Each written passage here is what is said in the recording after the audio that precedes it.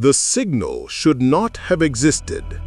For 2,000 years, the world designated Krydon-Theta VII had been marked in the Imperium's archives as lost to the warp. A scar on the star map, a dead place swallowed by the tides of unreality. No Imperial vessel had passed near its coordinates without suffering unexplained interference. No astropath had sensed a whisper from its surface since the age of apostasy. It was a place spoken of only in fragmented logs, a reminder of how easily entire civilizations vanished into the Imperium's hunger. Yet on the bridge of the Imperial cruiser Gloria Invictus, as it drifted through the fringe of the Segmentum Tempestus, the auger arrays flickered alive. A signal burst through the static. A code, a message. No, an old friend resurfacing.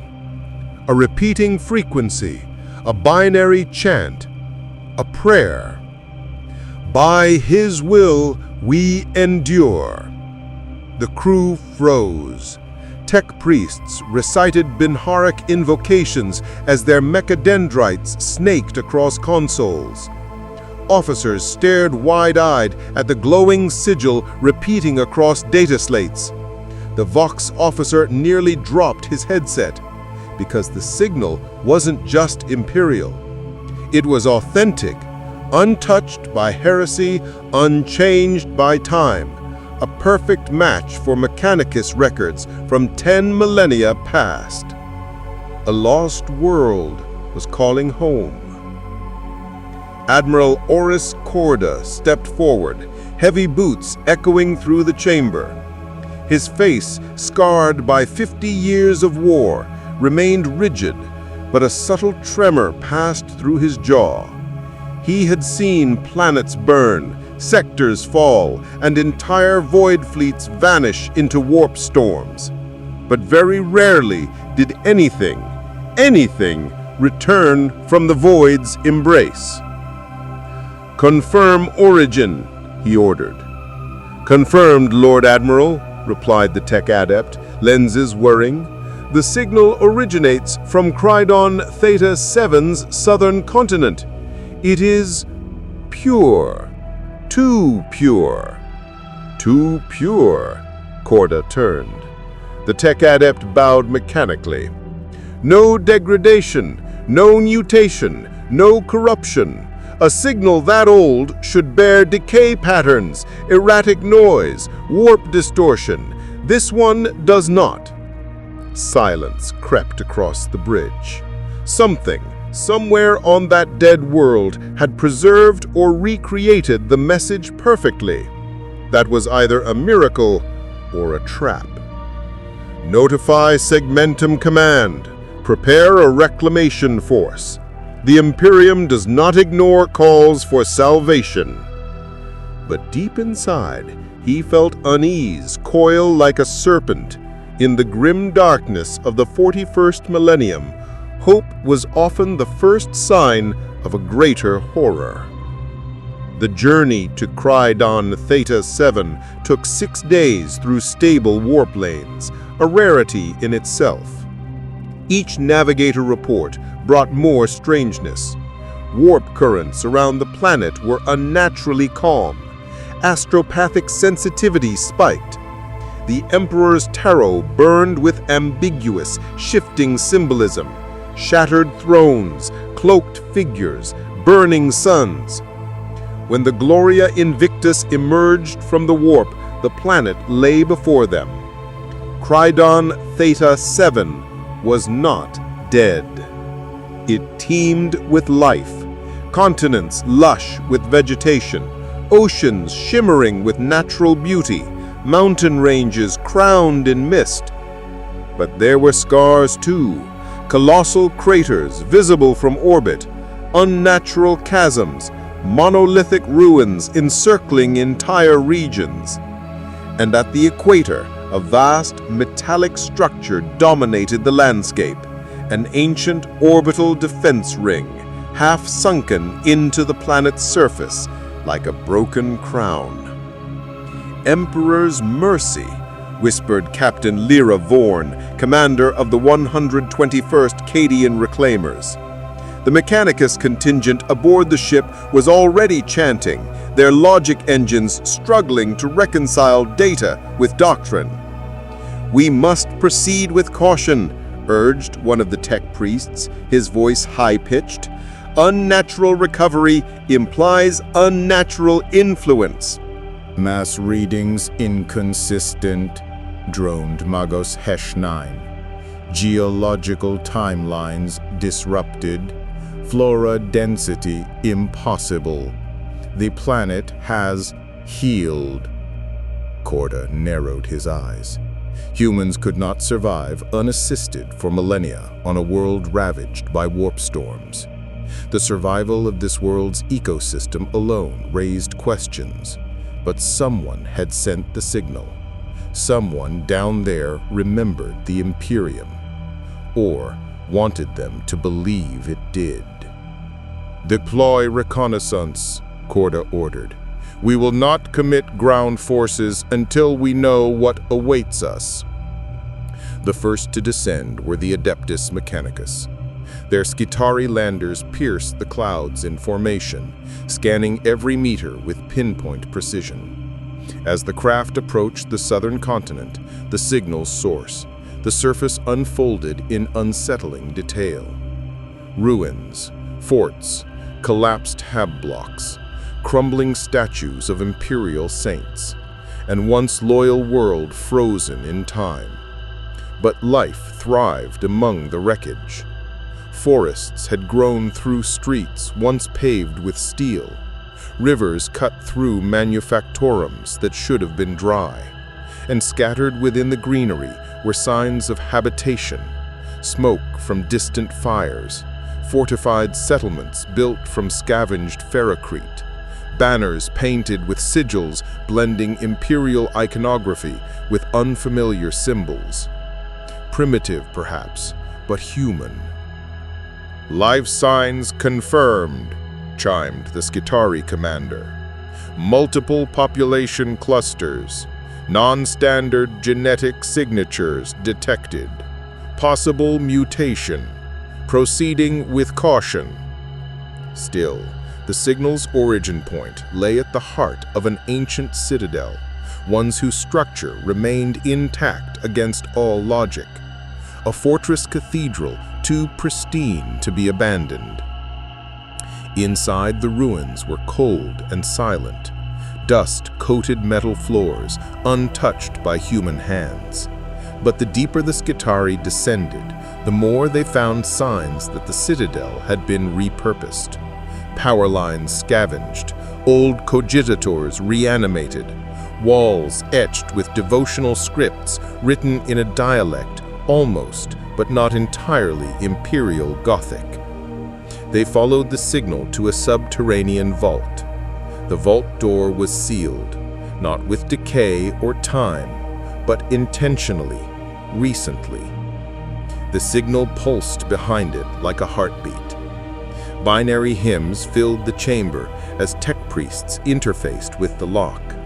The vault groaned open.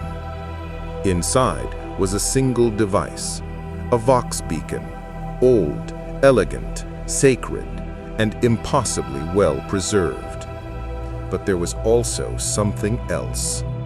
Footprints, fresh, human. The Skitarii raised weapons. Something moved behind the machinery. Figures stepped forward. Men and women clothed in patchwork robes, carrying improvised spears tipped with metal shards. Their skin bore glowing tattoos made of luminescent minerals. Their eyes were a strange shade of gold. The leader stepped into the light, raising his hands. He spoke in a dialect long dead, but intelligible enough. "We have awaited you, children of the Emperor, returners from the sky." The Skitarii transmitted visual and audio data directly to the Gloria Invictus. Admiral Korda watched in silence. Across the bridge, officers held their breath.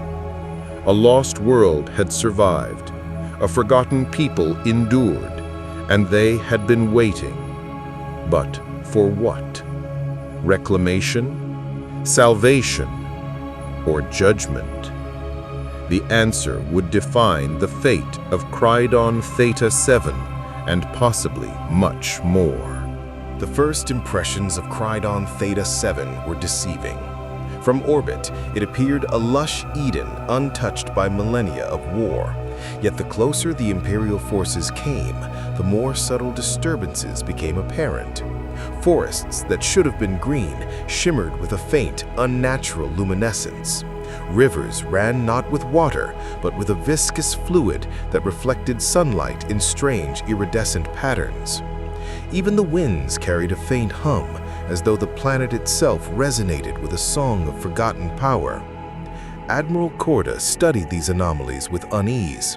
The Imperium had endured countless warp-tainted worlds, but this was something different, something older and stranger. Upon landing, the first squads of Cadian reclaimers disembarked into a land simultaneously familiar and alien. The terrain was overgrown yet disciplined. Trees and plants grew along lines that suggested deliberate planning. Streets, long buried under centuries of flora, were overlaid with crystalline growths that pulsed faintly. Soldiers' boots cracked brittle veins of luminescence that disappeared when pressure was lifted. Tech priests marveled while simultaneously recording every minute detail. Their logic engines struggled with the implications. An ecosystem surviving in harmony with technology, altered yet functional, untouched by the natural entropy expected over thousands of years. Local inhabitants appeared in small groups, observing the newcomers from hidden vantage points. They were human, yes, but changed. Skin bore luminous tattoos that traced circuits along arms and faces. Eyes glimmered with unnatural hues. Clothing combined scavenged Imperial fragments with handcrafted symbols that mimicked the aquila but twisted its geometry into unfamiliar patterns. Their language was Gothic-based, but interspersed with syllables that resonated with harmonic overtones, producing subtle psychic effects when spoken. The tech adepts labeled these people the Custodians, suggesting they had become both caretakers and worshippers of the remnants of the old world. The Custodians' leader, a wiry man named Valkor Mithael, approached the landing zone. His movements were deliberate and almost ritualistic. He bore no weapons heavier than spears tipped with rare metals. His robes, threaded with luminescent fibers, reflected the strange light of the planet. He spoke, addressing Admiral Korda and the arriving commanders. "We have waited for the Emperor's return. For 2 millennia, we have kept the flame alive. The world survives because we protect it. Will you help us, or will you destroy it?" The question was more than diplomatic. It was a warning. Korda's response was measured, formal. The Imperium does not negotiate with potential heretics, but it does not destroy what is loyal. Still, he sensed the subtle tension beneath the Custodians' words. The humans before him were intelligent, organized, and capable. They were not the primitive survivors Imperial doctrine often encountered.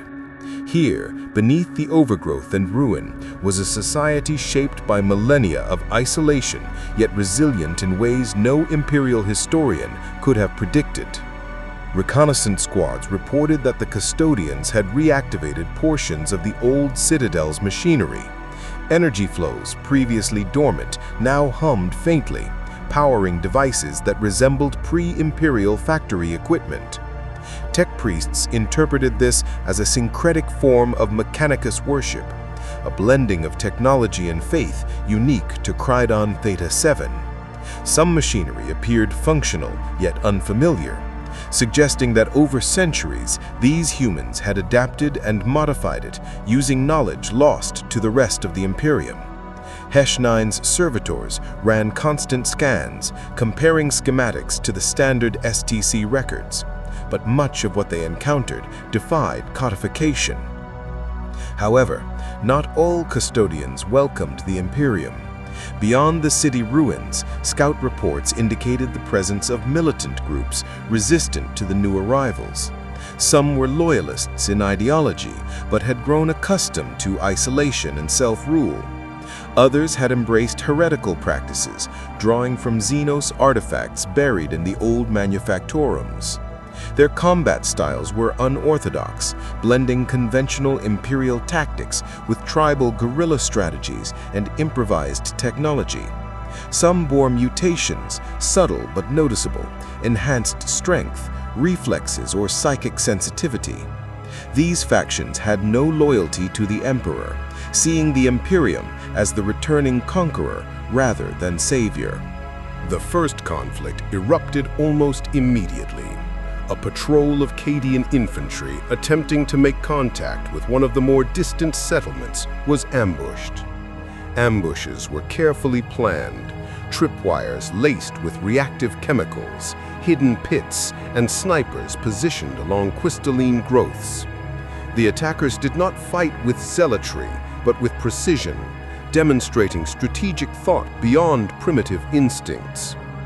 This forced the Imperial squads to adapt, relying on both conventional tactics and the ingenuity of their tech adepts to suppress resistance without committing to wholesale extermination. Casualties were light, but enough to remind Admiral Korda that this world was not merely a prize to reclaim, it was a complex battlefield. Meanwhile, the Custodians' faith practices became increasingly evident. Their rituals were a synthesis of Imperial theology and local planetary adaptation. They recited prayers invoking the Emperor, yet they also worshipped the planet itself as a living entity, capable of punishment or blessing. Energy resonances from these rituals produced subtle warp effects that tech adepts struggled to quantify. Sensors occasionally registered psychic echoes, tiny pulses of prescience, emotion, and memory that seemed to emanate from the planet rather than any individual. While these effects were not immediately dangerous, they caused unease among psychers in the expeditionary force and drew attention from the Inquisition's observers. Even the Magos Prime acknowledged that this world's peculiar combination of faith and technology was potentially volatile. The Imperium's first challenge became moral as well as strategic: how to reclaim the world without annihilating its people. These humans were neither wholly heretic nor fully loyal. They existed in a gray space forged by centuries of isolation. Hesh 9 proposed partial integration. Allow the Custodians to maintain their systems under strict observation, gradually exposing them to Imperial doctrine while maintaining loyalty to the Emperor. Other voices, including those of veteran officers, argued for decisive action.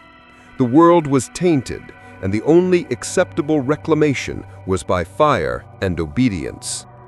Tensions escalated when scouts discovered evidence of alien artifacts hidden deep within the Citadel ruins.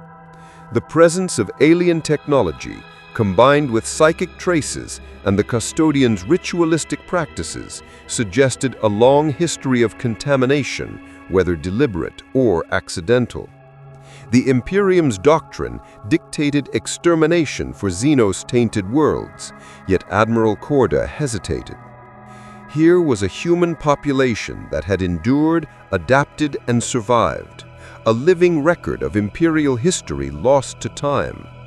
To destroy it would be a blow to both morale and memory.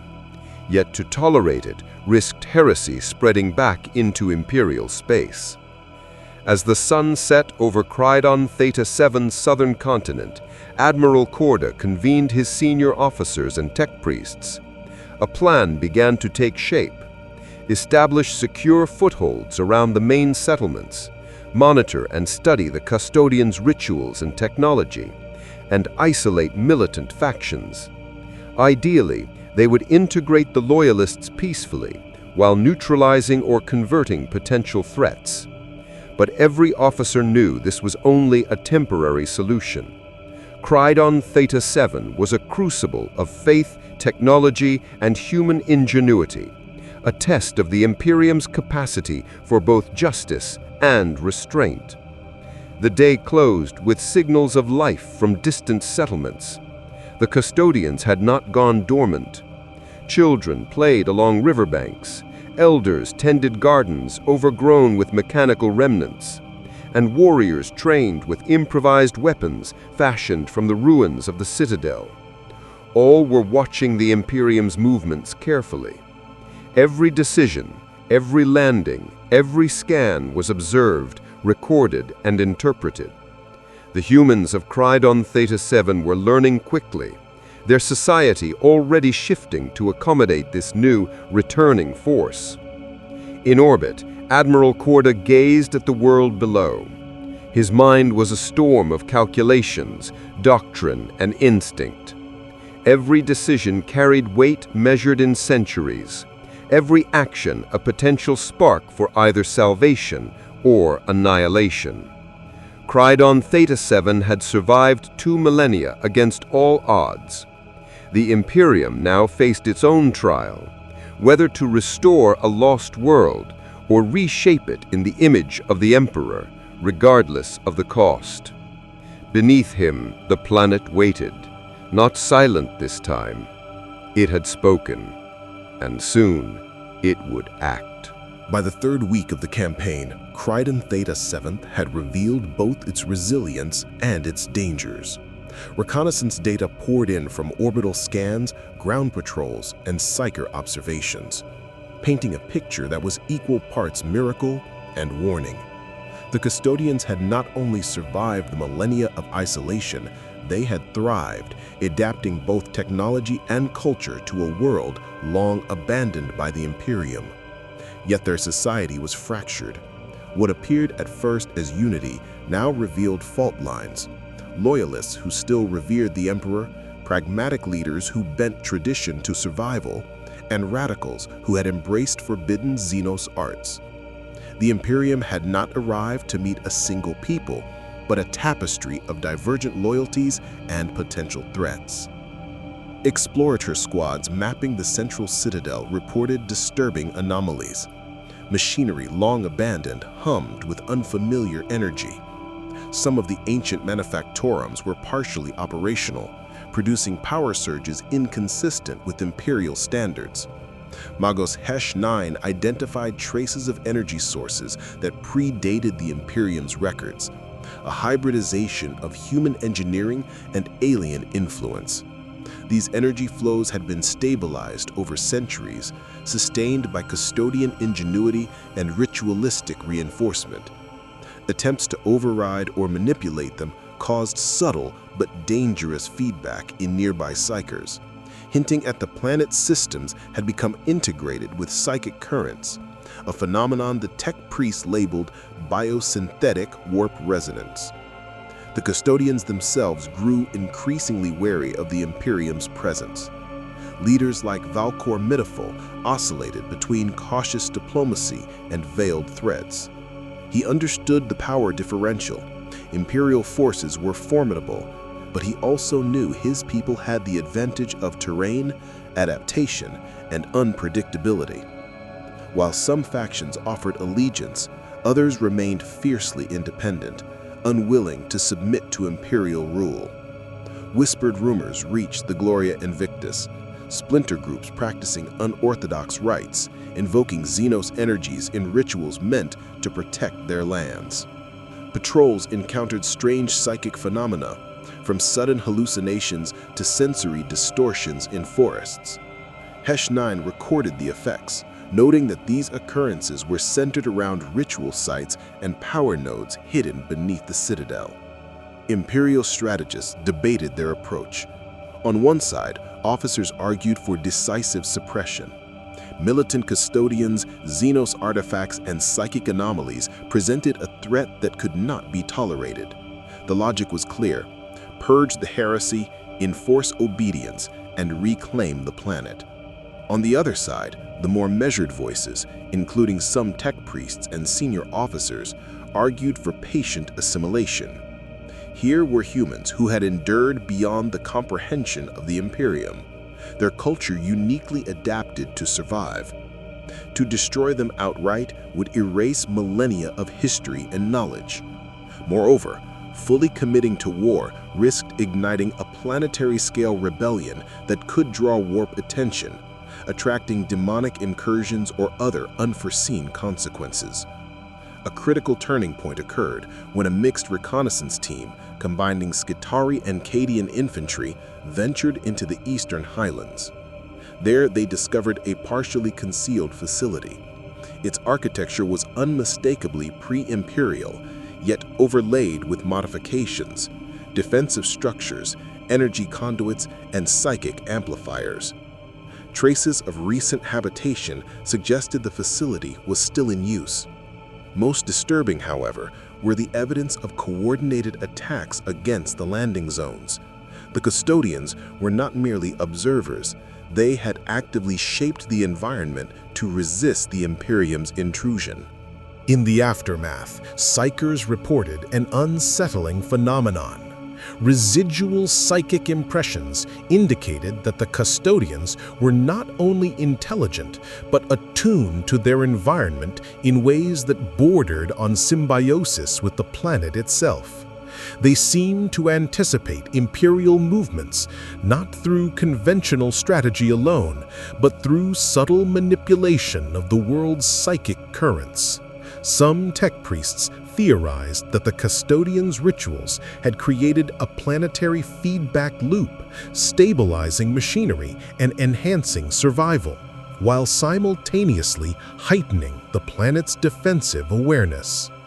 Internal debates aboard the Gloria Invictus intensified.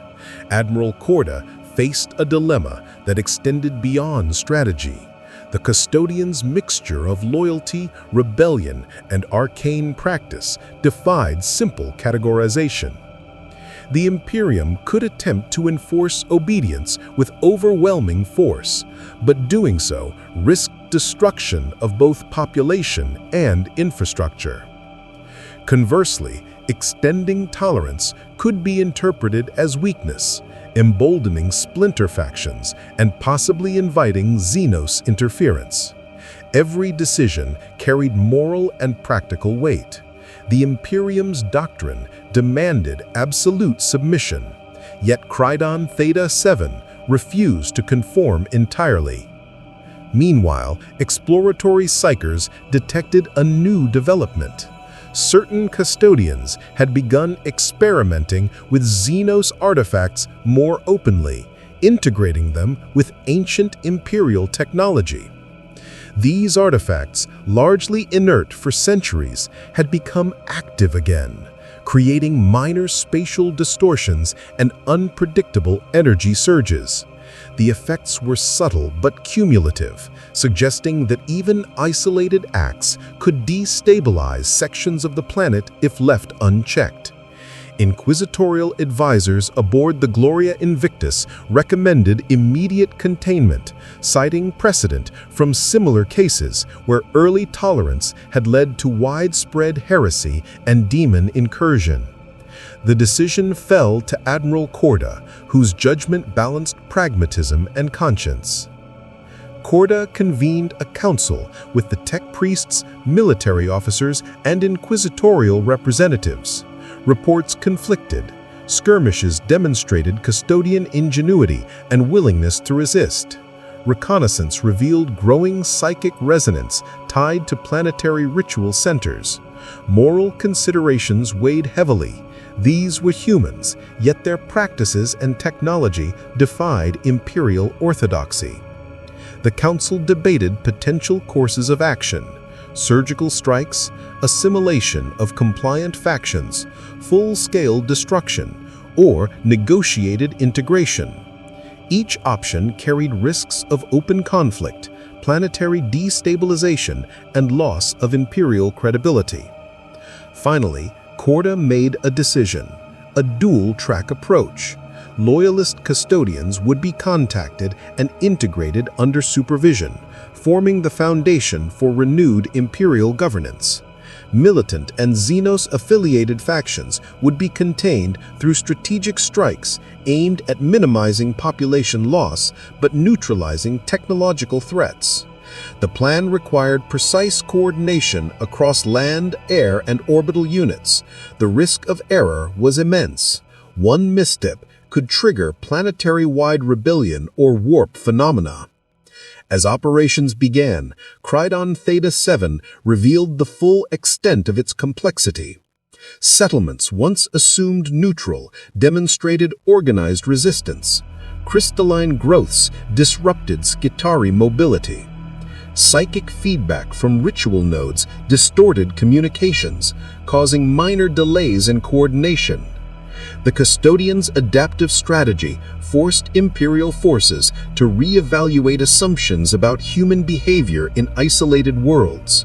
Krydon-Theta VII was no passive prize, it was a living crucible, testing the Imperium's capacity for judgment, restraint, and strategic excellence. By the end of Section 3, the stage was set for confrontation. Imperial forces had established footholds but faced a population both loyal and dangerous, technologically advanced yet mystically attuned. The Custodians' fractured society promised both potential allies and formidable opposition. Every movement, every choice, and every engagement would ripple through the planet, shaping the ultimate outcome. The Imperium's reclamation was underway, but Krydon-Theta VII would not surrender without revealing the full weight of its history, resilience, and secrets. The conflict on Krydon-Theta VII escalated beyond skirmishes into organized, large-scale engagements. Imperial forces, now fully deployed, faced a planet that had become both battlefield and opponent. What had started as reconnaissance and cautious integration had grown into a war of adaptation, strategy, and survival. The Custodians, though fewer in number, were unyielding. Their knowledge of the terrain, integration with local energy networks, and hybridized weaponry allowed them to challenge the Imperium at nearly every turn. The forests themselves seemed to conspire with the defenders. Crystalline roots obstructed Skitarii patrols, and rivers redirected to isolate Imperial units. Krydon-Theta VII was no longer a place to be reclaimed. It was an intelligent adversary.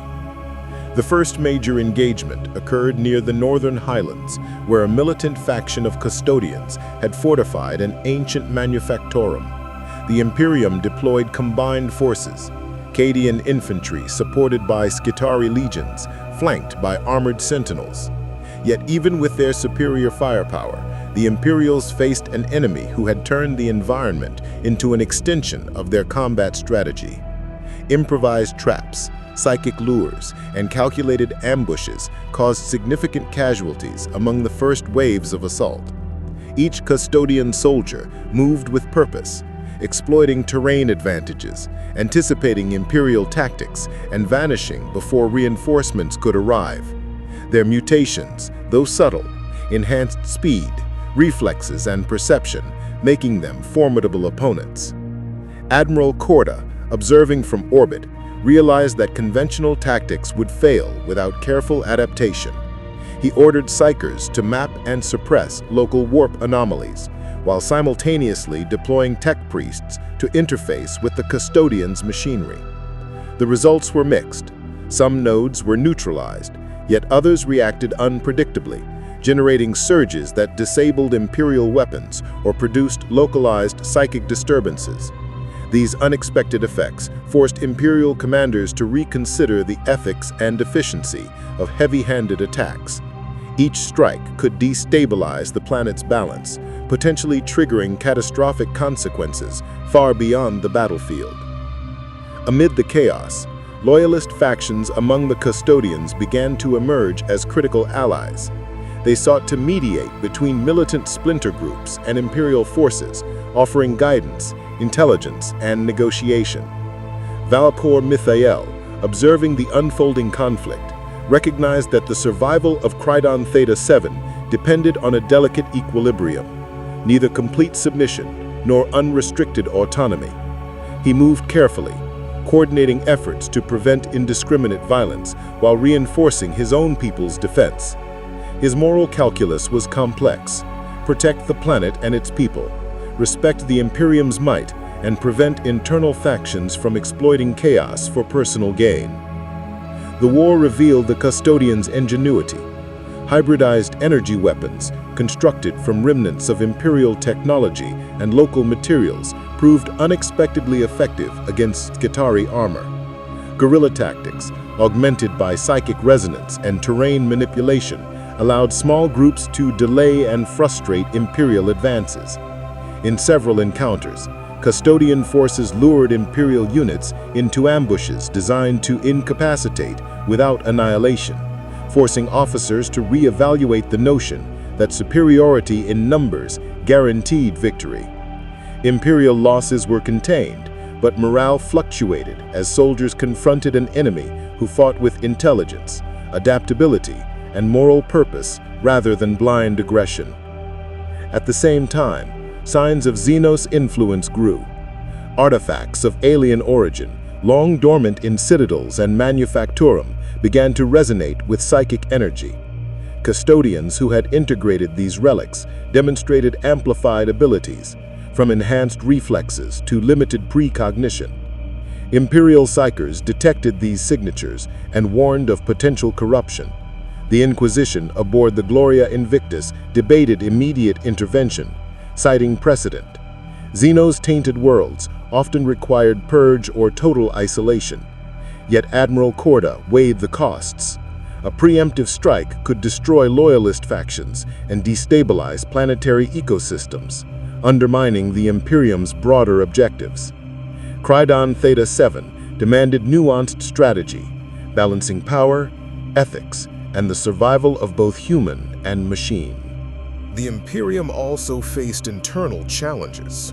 Disagreements among officers and tech priests about the proper course of action created tension within command structures. Some advocated scorched earth tactics to force compliance. Others argued for patient assimilation, leveraging loyalist factions to minimize casualties. Tech priests struggled to interface with local energy nodes safely, requiring constant oversight and adaptation. The planet's subtle psychic feedback loops and warp resonance made coordination difficult, as communications were intermittently disrupted and battle outcomes influenced by factors beyond conventional strategy. As weeks turned to months, the conflict entered a critical phase. The Northern Highlands remained contested, and the Custodians' organization had improved. They were no longer simply defending, they were counterattacking, reclaiming territory lost to Imperial advances and employing psychological warfare to undermine morale. Imperial commanders were forced to deploy reserve units and coordinate orbital bombardments with surgical precision. Civilians, loyalist and otherwise, became key variables as indiscriminate fire risked alienating potential allies and reinforcing the militant factions' resolve. During one decisive engagement, Imperial forces attempted to secure a central power nexus, controlling energy flows throughout the northern sector. Custodian defenders, using hybridized weaponry and subtle war-persisted tactics, held the facility despite overwhelming firepower. The battle lasted days, with neither side gaining complete advantage. Losses mounted, and Imperial engineers discovered that attempts to forcibly override local systems triggered feedback loops capable of incapacitating entire units. The Custodians' understanding of their world's unique energy systems had created a form of asymmetric defense, demonstrating both their ingenuity and the peril of underestimating them. By the end of the fourth section, Krydon-Theta VII had evolved from a theoretical prize to a fully realized theater of war. The Imperium faced a multifaceted challenge: militant Custodians resisting control, loyalists seeking integration, environmental and psychic anomalies complicating operations, and the persistent shadow of xenos influence. Every Imperial maneuver carried consequences, not only for tactical success, but for the moral and strategic integrity of the campaign. Krydon-Theta VII was no longer a simple reclamation. It had become a crucible testing the Imperium's capacity for judgment, adaptability, and the true meaning of loyalty in the face of isolation, mutation, and centuries of human ingenuity. The stage was set for the final decision. With the Custodians' society now fully revealed, their factions organized, and the planet itself asserting agency, Admiral Korda faced the ultimate question.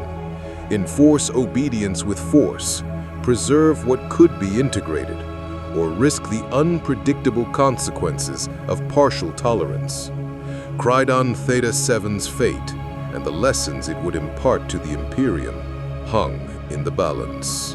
The Imperium's reclamation of Krydon-Theta VII entered its decisive phase. Months of careful observation, skirmishes, and negotiation had revealed a planet alive with both intelligence and resistance. The Custodians, fractured yet resourceful, had transformed the ancient citadel and surrounding settlements into a network of defenses and communication nodes. Blending technology, psychic resonance, and ritualistic practices, Imperial officers recognized that success required more than overwhelming force. It demanded strategy, diplomacy, and adaptation to conditions that were wholly alien to standard doctrine. The final operations would test every ounce of skill and patience the Imperium could muster. Admiral Korda convened his command staff aboard the Gloria Invictus. Satellite scans and ground reports indicated three key factors. First, the Northern Highlands remained the most fortified region where militant Custodians had concentrated hybridized weaponry and psychic amplification nodes. Second, central settlements held the largest loyalist populations, whose cooperation could stabilize the planet if properly managed. Third, the southern manufactorums contained remnants of xenos artifacts, long dormant, but now subtly influencing psychic patterns across the planet.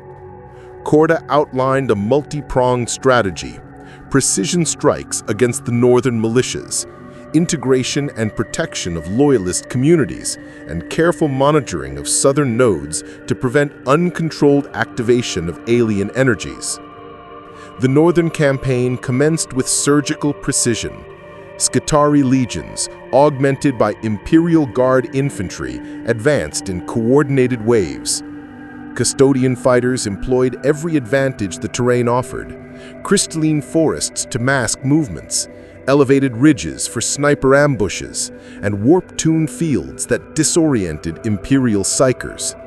Despite these defenses, Imperial forces leveraged combined arms tactics, exploiting the Custodians' limited numbers and logistical constraints. Bolter fire tore through fortified positions, while tech priests interfaced directly with local machinery to neutralize energy amplifiers. Casualties were sustained on both sides, but the Imperium's superior discipline and coordination slowly pushed the defenders back. Amid the chaos, moral and psychological factors shaped the battlefield. Loyalist Custodians, witnessing the disciplined might of the Imperium and the destruction wrought upon rogue factions, increasingly offered guidance and assistance. They provided intelligence on safe pathways, identified key leaders among militant groups, and even mediated surrender negotiations. In response, Admiral Korda ordered restraint. Civilians and compliant factions were to be spared, demonstrating the Imperium's capacity for measured governance. This decision, though slower than annihilation, proved strategic. By preserving the integrity of loyalist populations, Imperial forces ensured long-term control and avoided the destabilization that indiscriminate violence could have triggered. The southern manufactorums presented a different challenge. Ancient xenos artifacts, partially integrated with Custodian machinery, emitted low-level psychic disturbances. Imperial psychers reported visions of alien landscapes, impossible geometries, and temporal dissonances. Initial attempts to remove or neutralize these relics triggered violent feedback, energy surges, incapacitated squads, distorted communications, and even caused brief time dilation within affected zones. Magos Hesh-9, working alongside a cadre of adept psychers, devised containment fields to stabilize the artifacts while allowing safe study. Custodian technomancers watched warily, sometimes offering guidance, other times resisting interference. The artifact's unpredictable influence underscored the delicate balance of the campaign. Every action could either secure the planet or destabilize it entirely. In the Northern Highlands, a final confrontation unfolded. Valcor Mythael, leading a coalition of militant custodians, orchestrated an elaborate defense, combining guerrilla tactics, psychic traps, and hybridized energy weaponry. Imperial forces, now experienced in the planet's peculiarities, responded with coordinated volleys, mechanized assaults, and targeted psyker strikes.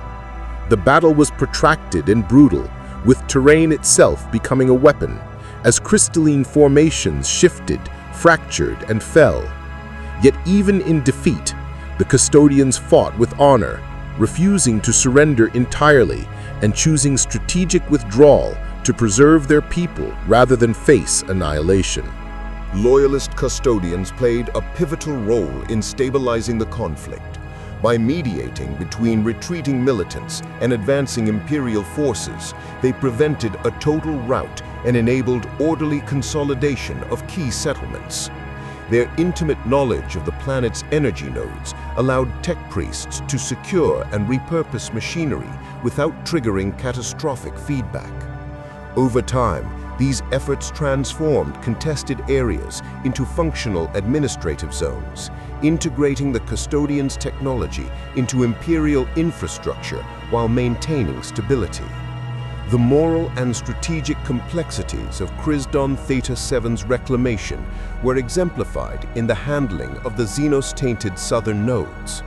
Rather than immediate destruction, Hesh-9 recommended selective containment and study, allowing Imperial forces to benefit from ancient knowledge without unleashing uncontrolled psychic disruption. Custodian technomancers, initially resistant, gradually collaborated, revealing centuries of adaptation and innovation. This cooperation underscored the potential for integration. Humans who had survived millennia in isolation could contribute to the Imperium's broader understanding of technology, faith, and psychic phenomena. By the campaign's conclusion, Imperial forces had secured Krydon-Theta VII. Militant factions were either neutralized or integrated under strict supervision.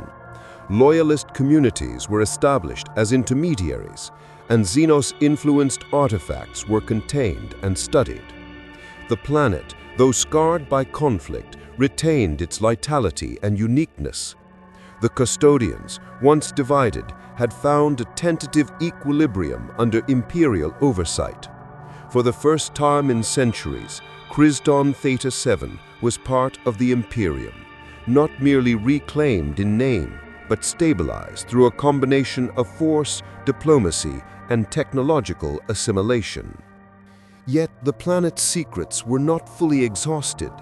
Residual psychic currents hinted at latent potentials, hybridized technology suggested further innovations, and scattered militant groups maintained hidden enclaves. Krydon-Theta VII had been reclaimed, but not fully tamed.